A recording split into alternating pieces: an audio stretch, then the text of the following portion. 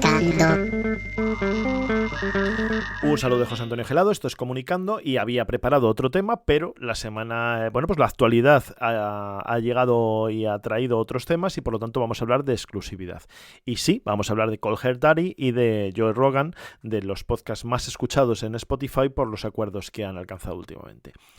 Y es que uno de los dilemas clásicos del podcaster a la hora de negociar con una plataforma o de planificar su distribución era: si me hago exclusivo, original, premium, ¿se puede escuchar mi podcast desde fuera? ¿Perderé los oyentes que tenía? ¿Cerraré? ¿Desapareceré de rankings, de listas, etcétera? Y la respuesta es no, no se puede escuchar fuera y sí, vas a desaparecer de la mayoría de los listados porque el podcast está cerrado, está bajo una plataforma, bajo un muro de pago, bajo un candado.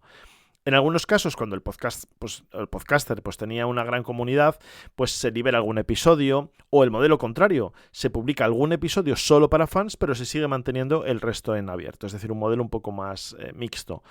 Con el paso del tiempo hemos visto que la comunidad es determinante a la hora de planificar esto, porque claro, no tienes que pensar todo lo que has crecido, si se va a dañar ese crecimiento o si puede seguir creciendo en abierto, y al final pues es el momento adecuado, es el complemento perfecto, si se hace bien, en unos ingresos que te pueden atraer nuevas audiencias sin perder las actuales y en función de lo permeable que sea el muro de pago.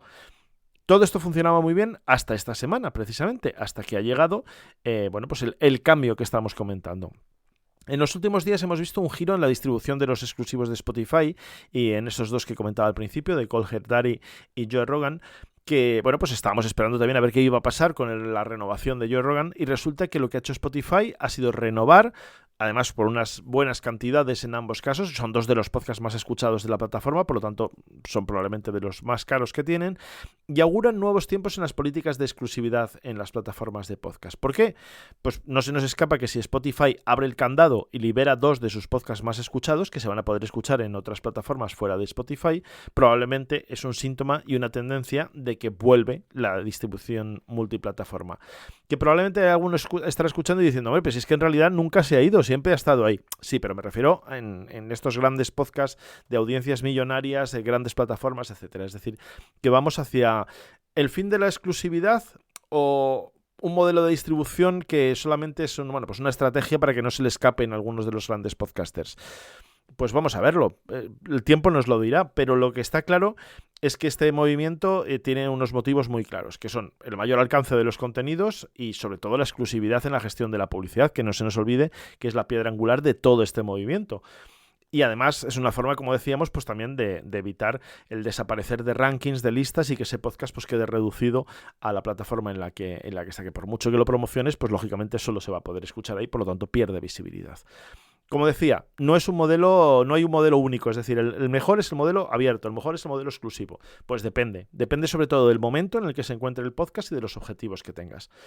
El segundo de atención está más caro que nunca y por lo tanto yo creo que es muy buena idea, sobre todo en las fases iniciales, y además los datos así lo prueban, optar por un modelo de distribución en abierto que te permite crecer y llegar a nuevas audiencias. Y el modelo exclusivo te permite recoger todos esos frutos cuando ya tienes un cierto volumen de audiencia y tener un acceso a un contenido mediante una suscripción, venta a plataformas o el modelo que quieras,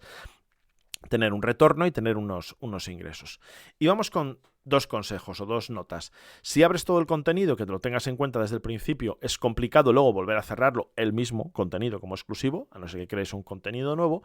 Y si estás pensando en pasarte a exclusivo, y si tienes un podcast con una trayectoria ya consolidada, que tiene ya una audiencia y demás, prueba a crear un nuevo podcast, prueba otra marca, prueba a una nueva temporada, es decir, no cierres de golpe todo el acceso al catálogo porque a tu comunidad le va a costar, normalmente, además hay varios ejemplos ya que así lo prueban, le va a costar un tiempo asumir ese cambio y no siempre se encaja bien. Así que hemos visto que la publicidad en el feed también es un tema que da mucho que hablar en esa pugna entre Acast y YouTube por la exclusividad del contenido y por la gestión de la publicidad, y en resumen, que es para lo que iba y que se acaban ya y que llegan los 5 minutos, que la exclusividad ya no es tan exclusiva y no es tan para siempre, que un modelo más poroso de pago permite combinar las ventajas de ambos modelos sin renunciar al crecimiento, audiencia y alcance. Un saludo, adiós.